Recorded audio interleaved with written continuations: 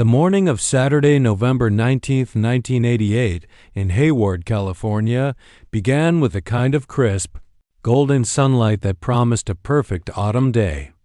In the quiet neighborhoods nestled between the San Francisco Bay and the rolling hills, life moved with a predictable, comforting rhythm. Garage doors hummed open, neighbors waved across manicured lawns, and the scent of damp earth and fallen leaves hung in the air.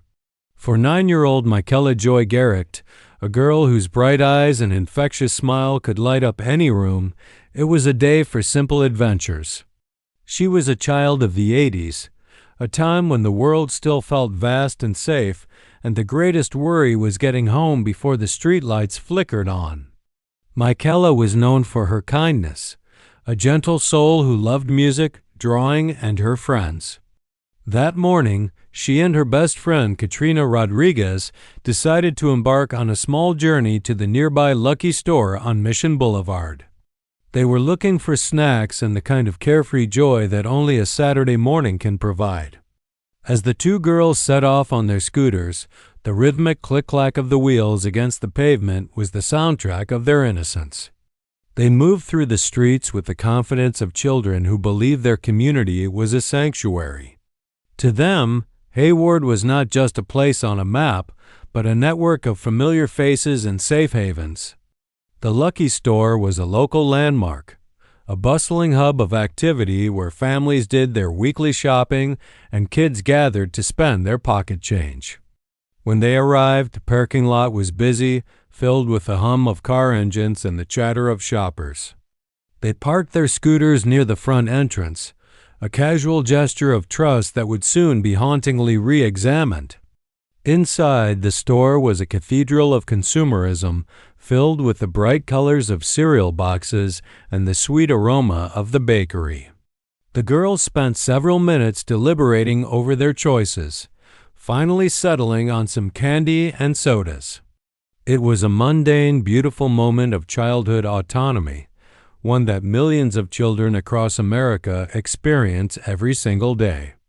As they exited the store and walked back toward their scooters, the air felt a little cooler, the shadows stretching just a bit longer. They noticed that one of their scooters had been moved, placed behind a car in a way that seemed deliberate. It was a strange, discordant note in their otherwise perfect day.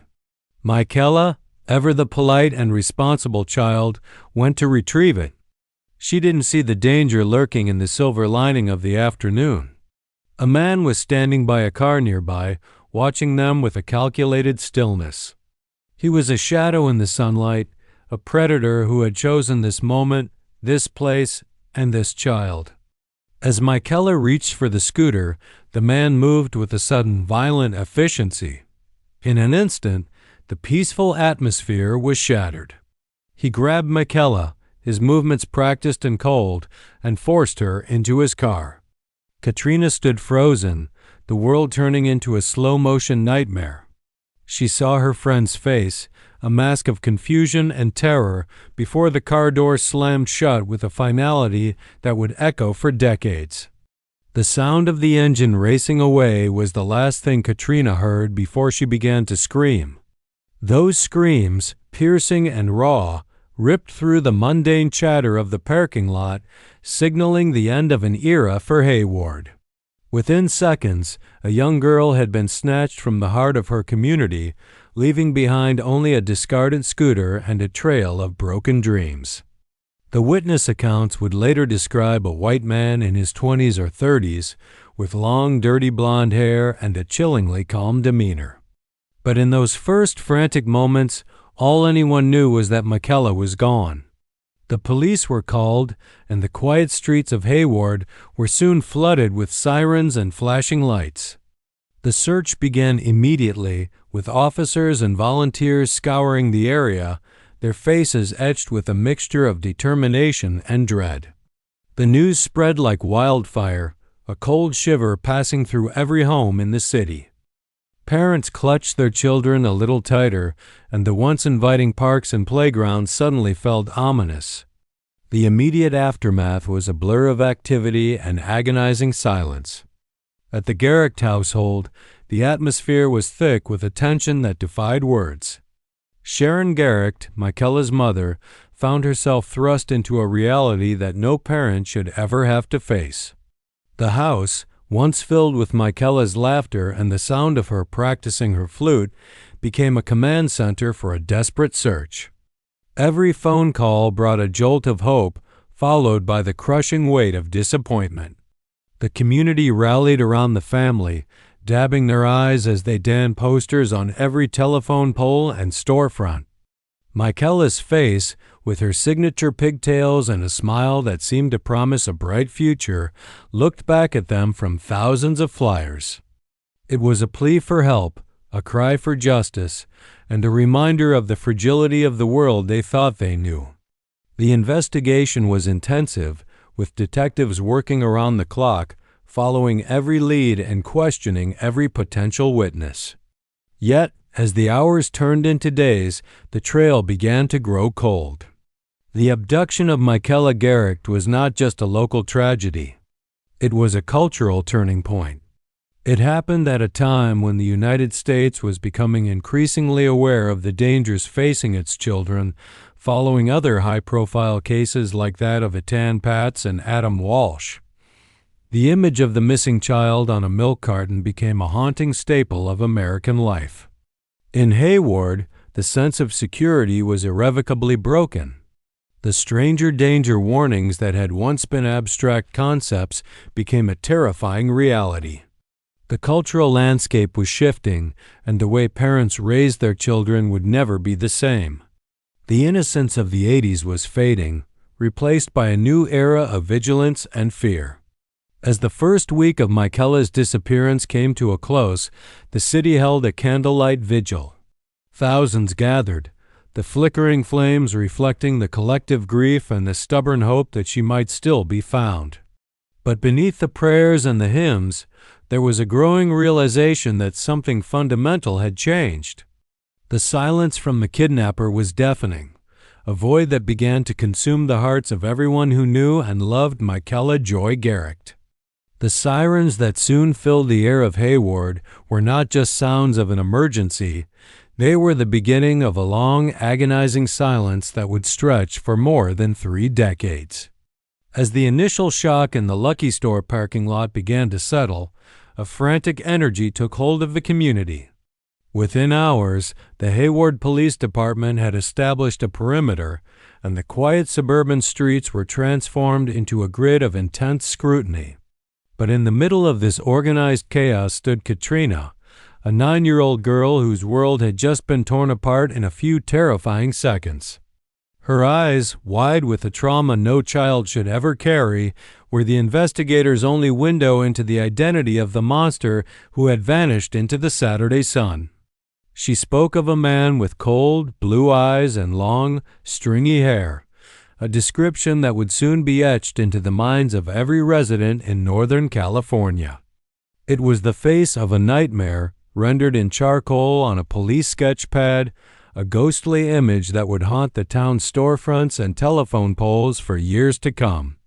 As the sun began to set on that first day, the search intensified, taking on a desperate, rhythmic pace. Hundreds of volunteers, many of them parents themselves, joined law enforcement in a line search through the nearby hills and industrial zones. They moved with a somber determination, their flashlights cutting through the gathering gloom, calling out Michaela's name into the vast, indifferent darkness. The culture of Hayward, a place where people looked out for one another, was now being tested by an unthinkable cruelty. Every parked car, every abandoned building, and every shifting shadow became a source of both hope and dread.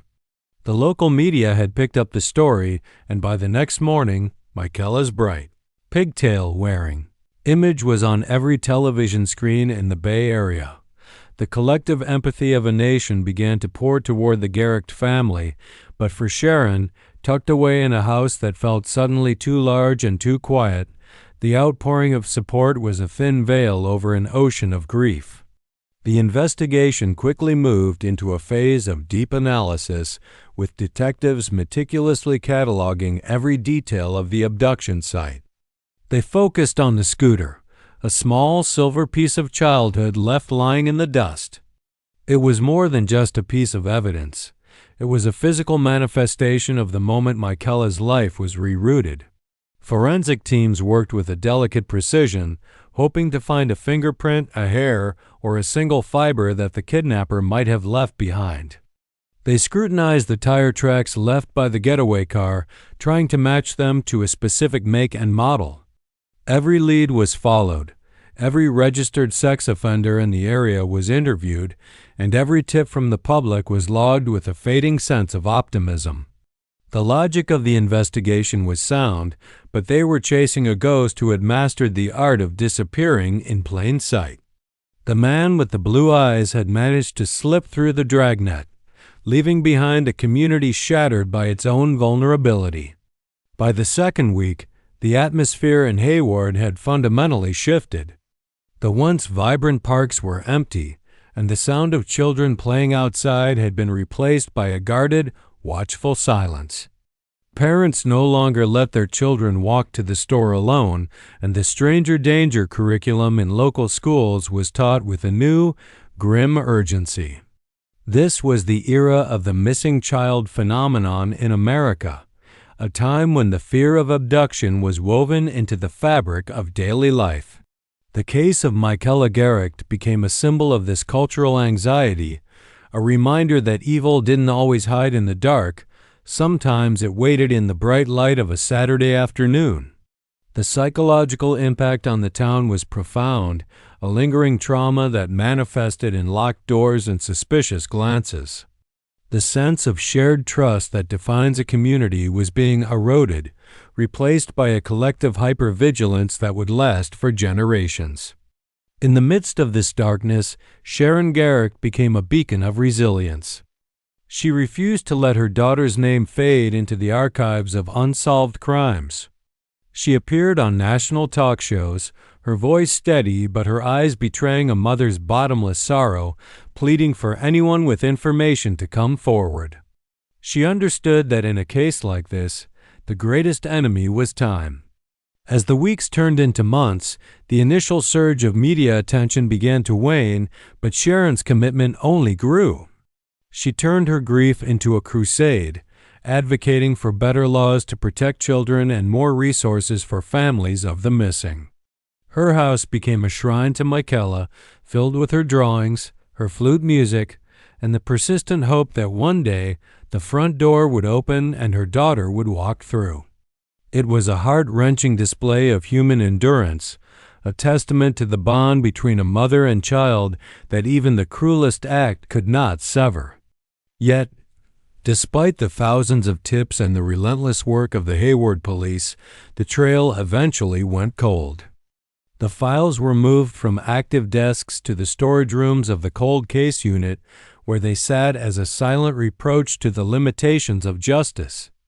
The man with the blue eyes remained a shadow, a faceless predator who had stolen a life and escaped into the margins of society. The investigation had looked at everyone from local transients to high-profile serial killers, but the puzzle pieces never quite fit. Each anniversary of the abduction was marked by a vigil at the Lucky Store, a somber gathering of those who refused to forget. They stood in the same parking lot where it all began, their candles flickering against the evening breeze, a small light in a world that felt increasingly dark. The story of Michaela Garrick had become a part of the city's identity, a wound that refused to heal, and a mystery that seemed destined to remain unsolved as the decades began to roll by. While the machinery of the law moved with a slow and often frustrating mechanical precision, the true heart of this story beat within the walls of a home that had become a fortress of memory. For Sharon Garrick, the disappearance of Michaela was not a case file or a news segment. It was a living, breathing ache that greeted her every morning and followed her into every restless night. The empty chair at the kitchen table, the silent flute sitting in its velvet-lined case, and the unwashed laundry that still carried the faint scent of her daughter's childhood were the quiet markers of a life interrupted. Sharon refused to let Michaela become another anonymous face on a flyer or a forgotten statistic in a police database.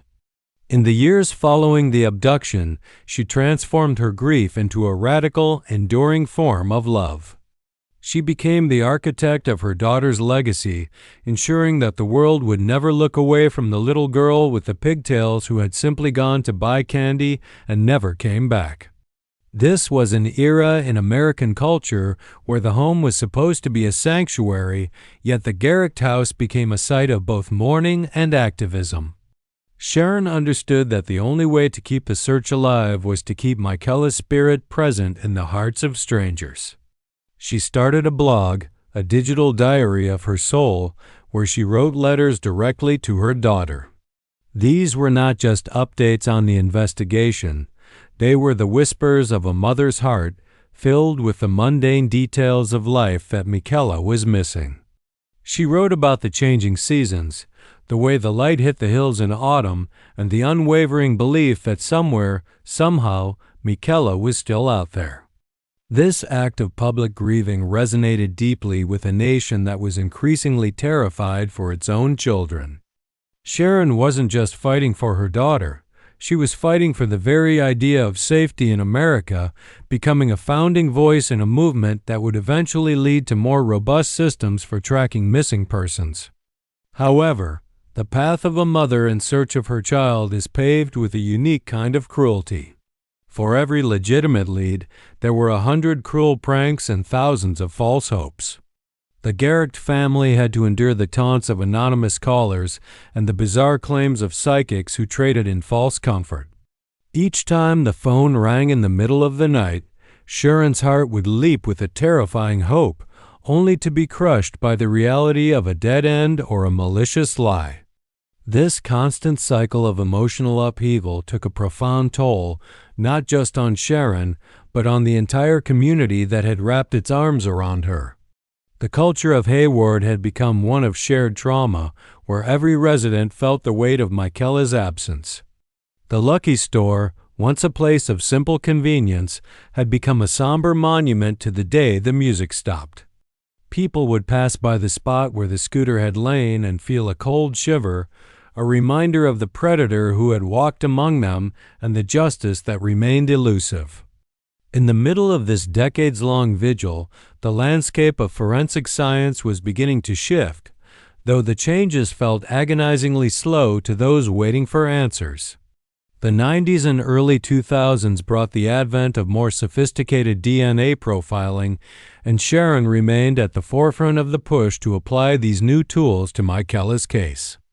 She worked tirelessly with organizations like the National Center for Missing and Exploited Children, her face becoming a familiar sight at conferences and on television specials.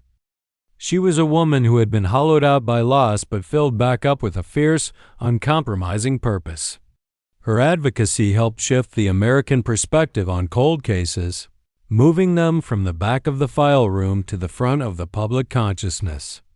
She taught a generation of parents that vigilance was a form of love, and that the search for a missing child ended only when the truth was found.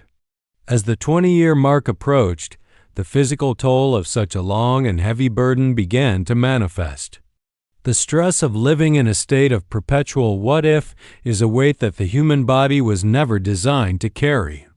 Yet, even as her own health began to waver, Sharon's resolve never flickered. She remained the primary keeper of Michaela's flame, a role she took on with a solemn, quiet dignity. She often spoke about the amber of memory, the way she could still see Michaela's 9-year-old face as clearly as if she were standing in the room. This was the tragedy of the missing child. They are frozen in time, forever young while the rest of the world grows old around them. For Sharon, Michaela would always be that girl on the scooter, a symbol of an innocence that had been stolen but could never be erased. The cultural impact of her persistence cannot be overstated. She forced a city and a country to remember that every missing child is someone's everything. Tragically, the clock eventually ran out for the woman who had spent more than half her life waiting for a door to open. Sharon Garrick passed away in 2016, a victim of the very time she had tried so hard to outrun. Her death was a secondary tragedy in an already heartbreaking story, a final insult from a universe that had already taken so much. She died without knowing the name of the man who had stolen her daughter and without having a place to lay her child to rest. The community of Hayward wept for her, recognizing that with her passing, a primary source of light in the search for Michaela had been extinguished. But Sharon had planted seeds of hope that had grown too strong to be buried. Her blog remained, her advocacy lived on in the laws she helped shape, and the mission to find Michaela was picked up by a new generation of investigators who felt a personal debt to the mother who never gave up. The silence was still there, but it was no longer empty. It was filled with the echoes of a mother's love that refused to be silenced. While the passing of Sharon Garrick marked the end of an era, the investigation entered a period of restless, spectral activity. The case files, now thick with the dust of 3 decades, were no longer just paper and ink. They were the heavy inheritance of a new generation of detectives. These were men and women who had grown up in the shadow of Michaela's abduction, officers who remembered seeing her face on the evening news when they were children themselves. They felt a profound, almost spiritual obligation to the mother who had died waiting and to the little girl who remained frozen in 1988. This was the era of the cold case revival in America, a time when the ghosts of the past were being summoned back to the light by the relentless advance of technology.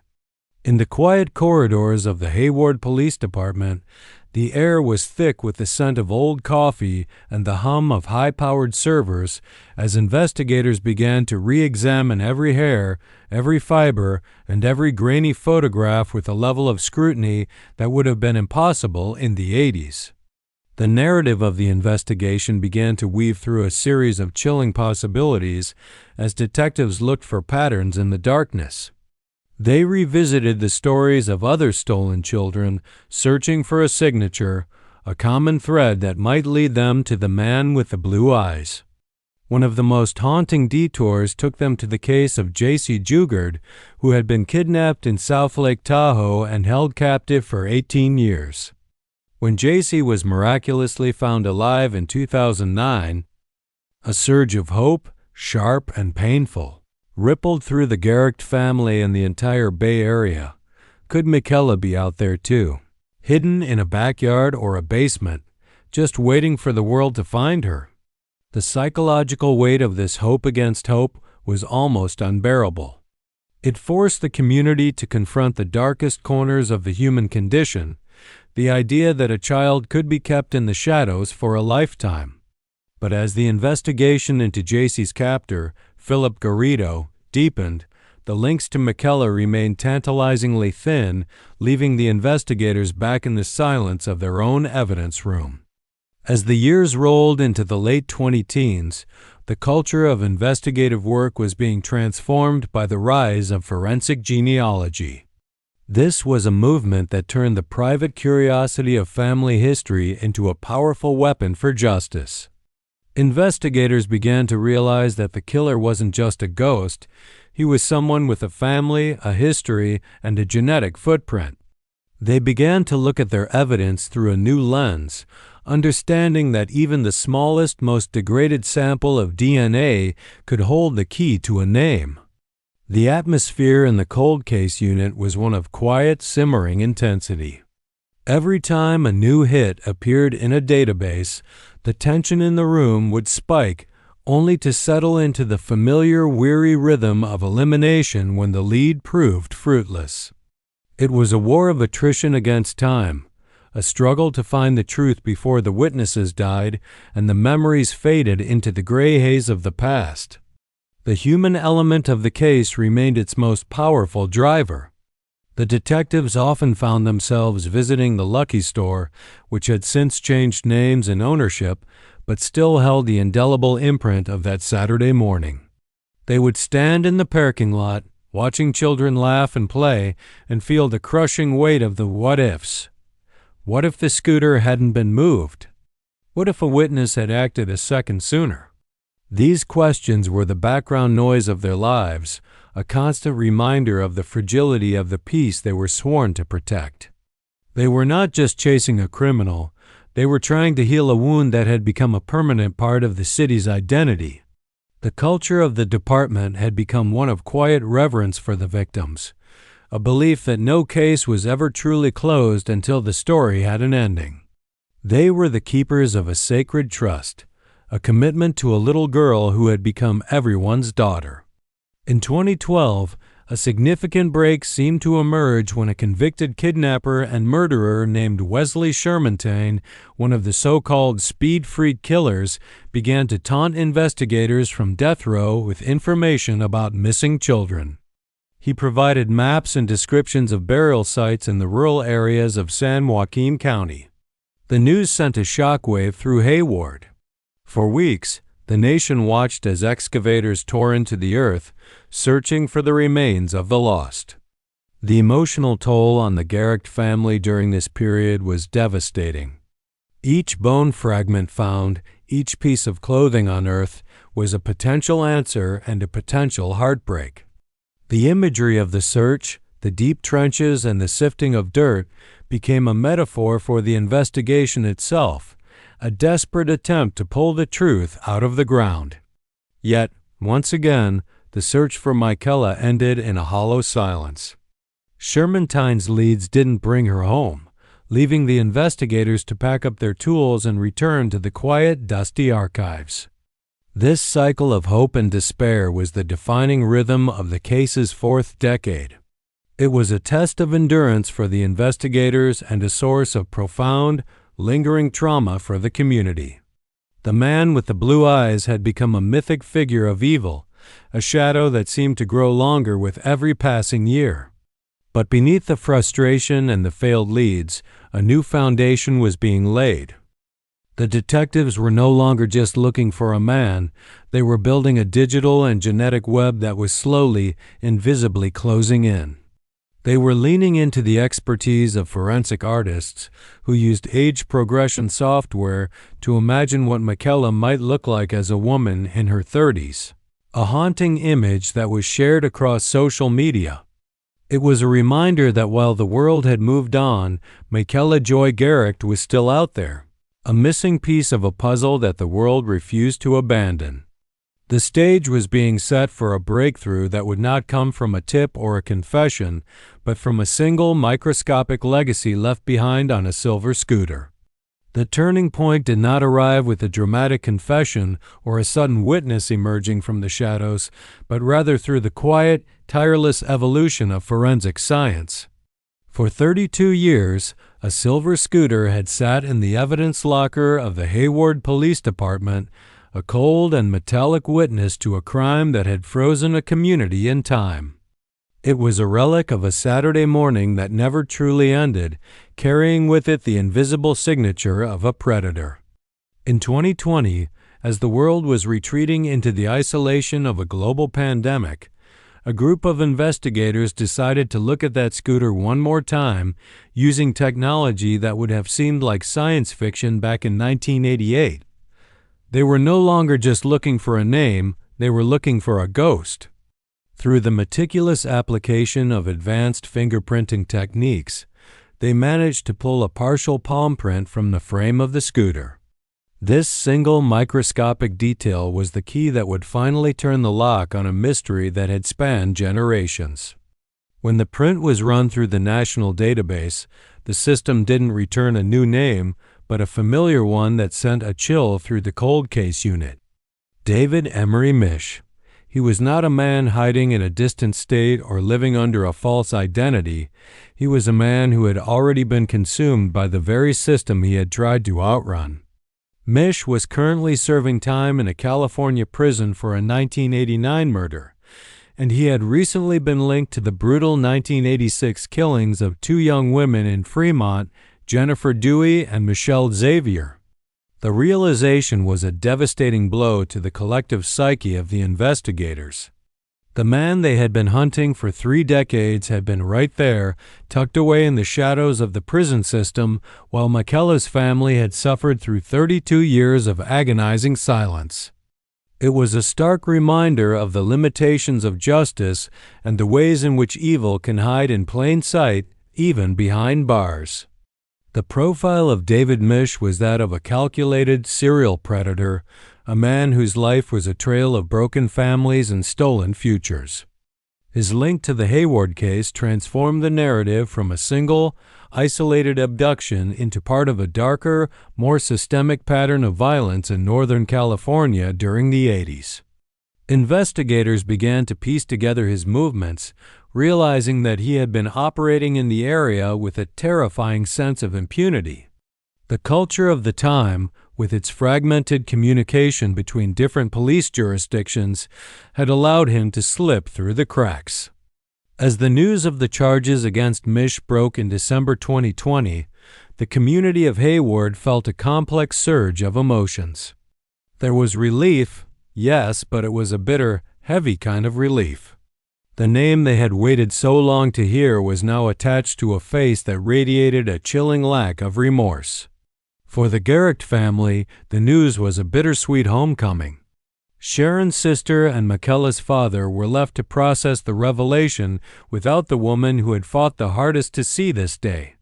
The human cost of this delay was immeasurable. Every news report about Misch's past crimes was a new layer of trauma, a reminder of the sheer scale of the darkness they were dealing with. People began to look back at the 1986 Fremont murders, noting the haunting similarities in the way the victims were targeted. Misch was a man who thrived on the vulnerability of others, a shadow that moved through the bright suburban landscape of the Bay Area, leaving a trail of grief in his wake. The legal proceedings that followed were not just about a single crime, but about a lifetime of terror that was finally being brought into the harsh light of a courtroom.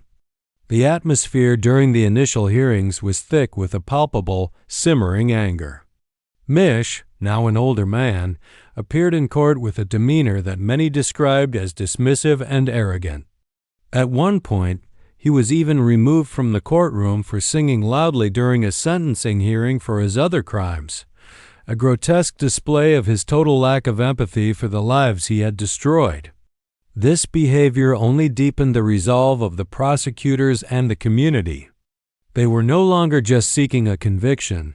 They were seeking a final, definitive statement that the lives of Michaela, Jennifer, and Michelle mattered. The culture of the courtroom became a battlefield for the memory of the victims, a place where the clinical language of the law met the raw, unyielding pain of the families. It was a high-stakes drama played out in the sterile environment of the Alameda County Justice Center, a testament to the endurance of the human spirit in the face of absolute evil. As the case moved toward trial, the focus remained on the physical evidence that had traveled across time. The palm print on the scooter was the bridge between 1988 and the present, a silent testimony that Misch could not talk his way out of. But beneath the legal maneuvering, there was a lingering, heart-wrenching question that no forensic test could answer. Where was Michaela? Despite the charges of murder and kidnapping, the location of her remains remained a secret that Misch held on to with a cruel, calculated silence. The investigation had moved from a search for a killer to a search for a daughter's resting place. The community of Hayward, while grateful for the progress, remained in a state of suspended grief. They had a name, they had a face, and they had a cell, but they still didn't have Michaela. The fifth decade of this story was closing with a sense of profound injustice, a realization that while the law could punish the man, it could not undo the theft of a life or provide the final, sacred peace of a burial. The resolution of a case that has spanned 32 years rarely brings the kind of peace one might imagine. Instead, it often unearths a new layer of profound and lingering sorrow. As the legal proceedings against David Emery Misch began to unfold in the early 2020s, the city of Hayward found itself caught between the relief of an answer and the weight of a tragedy that felt as fresh as the day it began. This final chapter of Michaela Joy Garrick's story is not just about a courtroom verdict, it is about the enduring legacy of a child who became the conscience of a community. The culture of silence that Mish had relied on for decades was finally shattered, replaced by the resonant voices of those who refused to let Michaela be forgotten. In the hallowed halls of justice, the clinical facts of forensic prints and witness timelines met the raw, unyielding emotion of a family that had been hollowed out by absence. Every word spoken by the prosecution was a tribute to the 9-year-old girl who had once played flute and dreamed of a future that was stolen in a few heartless seconds. The human cost of this 3-decade delay was most poignantly felt in the absence of Sharon Garrick. As the evidence against Mish was presented, the courtroom felt the spectral presence of the mother who had spent her entire life fighting for this moment. There is a specific kind of American tragedy in a mother dying just before the truth is revealed, a final, cruel twist in a story already defined by its lack of mercy. Sharon's sister and Michaela's remaining family took up the mantle, standing as pillars of dignity in the face of Mish's cold indifference. They spoke of the birthdays missed, the Christmases that felt hollow, and the constant, dull ache of a seat that remained empty. This was the reality of a cold case. It doesn't just freeze the victim in time, it freezes the entire family in a state of perpetual mourning. The community of Hayward, which had grown and changed since 1988, stood with them, proving that a city's memory is longer and deeper than any predator could anticipate. The legal battle itself was a testament to the persistence of those who carry the badge. The detectives who had inherited Michaela's file treated it not as a job, but as a sacred debt. When Mish was officially charged with kidnapping and murder, it was a message to every predator who thinks they can outrun the clock. The culture of law enforcement had shifted from the fragmented efforts of the 80s to a sophisticated, unified front, and Michaela's case became the gold standard for what is possible when science and determination collide. Yet, even as the walls of the prison system closed in on Mish, a darker, more painful mystery remained. Despite the charges and the overwhelming evidence, the location of Michaela's remains stayed locked within the mind of a man who refused to grant the family their final, most basic wish. This is the ultimate cruelty of the serial predator, the withholding of a body, a final act of control that denies the living a place to say goodbye. The legacy of Michaela Joy Garrick, however, is not defined by her death or by the man who took her, but by the light she left behind. In the years following the charges against Mish, the Hayward community began to heal in a new way. The Lucky Store, the site of so much pain, became a place of reflection, a reminder that even in the face of absolute evil, the human spirit is resilient. Michaela's story helped shape the laws that protect children across the United States today, from the implementation of more effective alert systems to the rigorous tracking of those who pose a threat to the innocent. She became a symbol of the stranger danger era, but more importantly, she became a symbol of why we must never stop looking. The cultural impact of her case is woven into the very fabric of American parenting, a somber lesson in vigilance that is balanced by an unwavering commitment to the safety of the next generation. As we look back on the long, winding road to justice, we are reminded that the truth has a way of finding its way to the surface, no matter how deep it is buried or how much time has passed.